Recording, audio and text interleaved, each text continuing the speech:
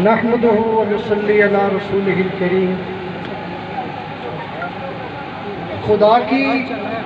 قدرت کامل کا مظہر ہے وطن اپنا، خدا کی قدرت کامل کا مظہر ہے وطن اپنا، کئی پھولوں گلابوں کا سمندر ہے وطن اپنا۔ وہ جموں ہو کہ وادی ہو، وہ جیبی ہو کہ ہو لداخ، وہ جموں ہو کہ وادی ہو، وہ جیبی ہو کہ ہو لداخ، نظاروں کا چناروں کا حسین گھر ہے وطن اپنا۔ اور جوانوں جاگ بھی جاؤ، جوانوں جاگ بھی جاؤ، بدل دو یہ نظام زر کہ مستر ہے وطن اپنا۔ انتہائی قابل صد احترام قائدین، کارکنان، سب سے پہلے میں آپ کی جرأت کو، آپ کے جذبے کو، آپ کی ہمت کو سلام پیش کرتا ہوں۔ آپ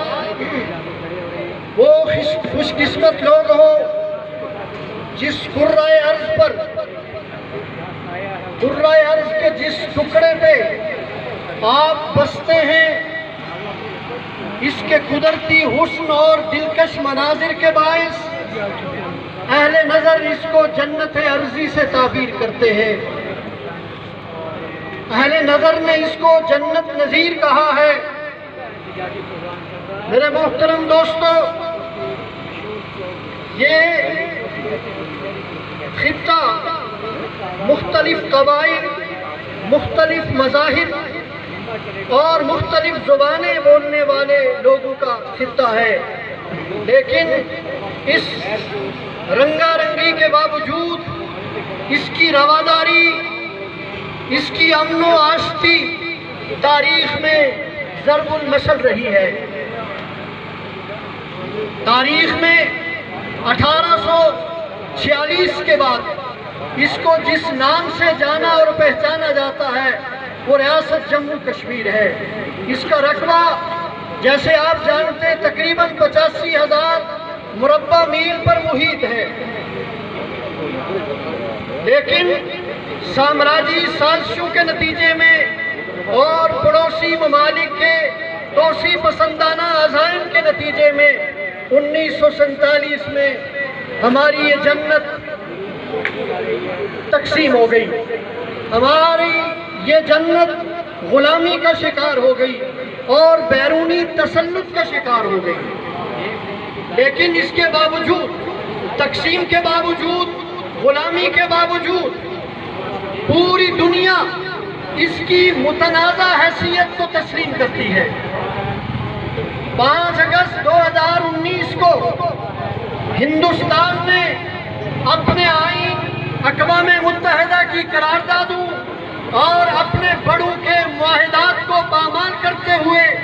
یک طرفہ طور پر اس خطے کی متنازع حیثیت کو ختم کرنے کی ناکام کوشش کی ہے۔ میں ناکام کوشش اس لیے کہہ رہا ہوں، آپ کی توجہ چاہیے، میں ناکام کوشش اس لیے کہہ رہا ہوں کہ 1 سال ہو گیا ہے ریاست کے اس حصے میں جو ہندوستان کے قبضے میں ہے، پوری قیادت اس وقت ہاؤس اریسٹ ہے، نظر بند ہے۔ وہ لوگ بھی نظر بند ہیں جو ہندوستان کے ساتھ الحاق کا نعرہ لگاتے تھے، وہ لوگ بھی نظر بند ہیں جو پاکستان کے ساتھ الحاق کا نعرہ لگاتے تھے،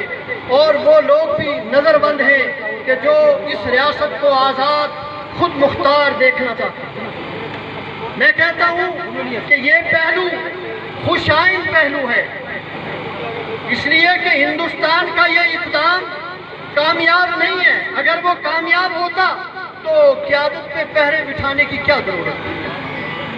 اس کا دوسرا خوش آئند پہلو آپ کی توجہ چاہیے، اس کا دوسرا خوش آئند پہلو یہ ہے کہ پاکستان 72 سالوں سے وادی کے رہنے والوں کو سبز باغ دکھا رہا تھا کہ آپ کے لیے ہم ہر وقت حاضر ہیں،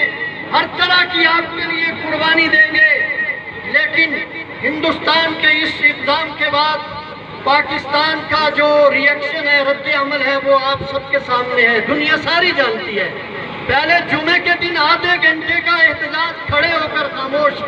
آج کے دن 1 منٹ کی خاموشی اختیار کی گئی، اور پھر جھنڈے کو نقشہ اپنے نقشے میں کشمیر کو شامل کر کے وہی کام جو ہندوستان نے کیا اسی کی طرف پاکستان آگے بڑھ رہا ہے۔ اس لیے ہماری قیادت کا یہ کہنا کہ یہ سارا ملی بھگت سے ہو رہا ہے، یہ بلی تھیلے سے سامنے آ رہی ہے، سب کے سامنے یہ بات آ رہی ہے کہ یہ سب کچھ ان کے ملی بھگت سے ہو رہا ہے، ایسے نہیں ہو رہا۔ میرے محترم دوستو، یہ بھی اس کا خوشائن پہلو ہے کہ وادی میں پاکستان کی ہم نوائی کرنے والے سید علی گیلانی جو سب سے زیادہ پاکستان نواز ہیں، انہوں نے پاکستان کے اس عمل کے نتیجے میں حریت سے علیحدگی اختیار کر لی، حریت کانفرنس سے علیحدگی اختیار کر لی۔ یہ خوشائن پہلو ہے، اور اس لیے کہ ان کی آنکھیں کھل گئی ہیں۔ میں ریاست کے اس خطے میں رہنے والے ان لوگوں کو یہ پیغام دینا چاہتا ہوں جو الحاق کی بات کرتے ہیں، جو 19 جولائی کی قرارداد کی بات کرتے ہیں، کہ وہ بھی آنکھیں کھولیں۔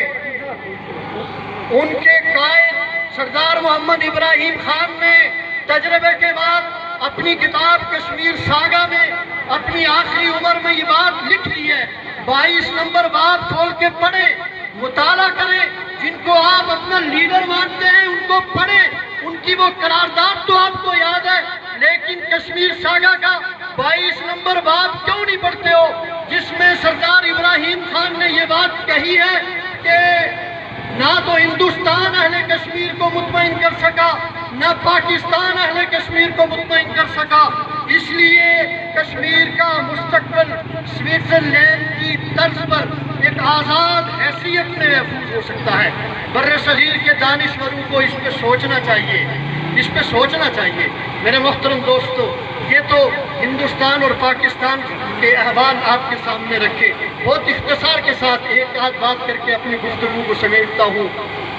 میں دوستوں سے پوچھا کرتا تھا کہ اگر ہندوستان اور پاکستان کشمیر کا کوئی فیصلہ کرنے پہ آمادہ ہو جائے، جو فیصلہ بھی ہو، تو چائنا کے پاس جو حصہ ہے اس کا کیا ہوگا؟ تو ہم نے یہ سن رکھا تھا کہ چائنا نے تو طے کیا ہوا ہے کہ اگر ہندوستان پاکستان کشمیر کو چھوڑ دیتے ہیں، اس حوالے سے کوئی فیصلہ کر دیتے ہیں، تو میں اس حصے کو چھوڑ دوں گا۔ لیکن آج چائنا بھی اس حصے کو چھوڑنے کے لیے تیار نہیں ہے، وہ بھی اسی طرح غاصب ہے جس طرح ہندوستان ہے اور جس طرح پاکستان ہے، اور بلکہ ایک تیسری دنیا کی عالمی طاقت امریکہ، وہ بھی یہ راستہ ڈھونڈ رہا ہے کہ مجھے یہاں پہ داخل ہونے کا کوئی موقع ملے،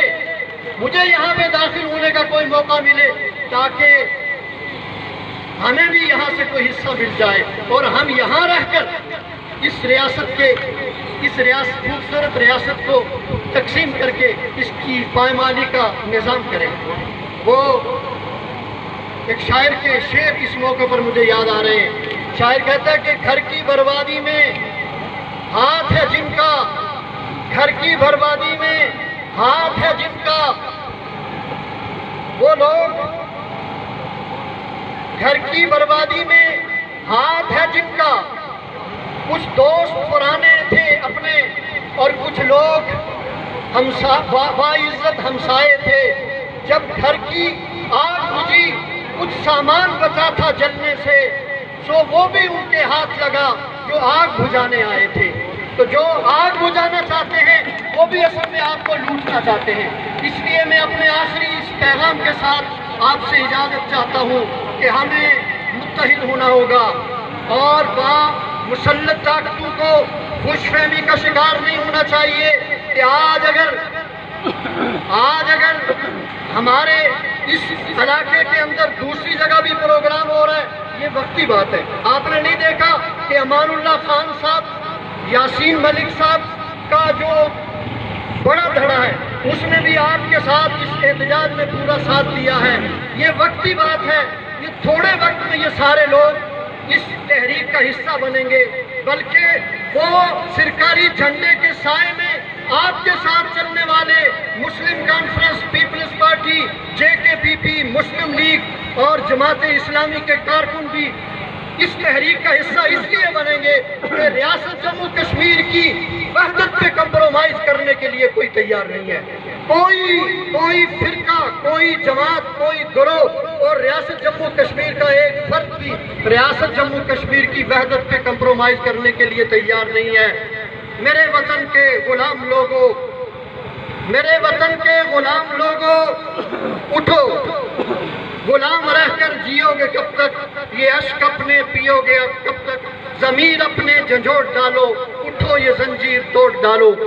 شکریہ۔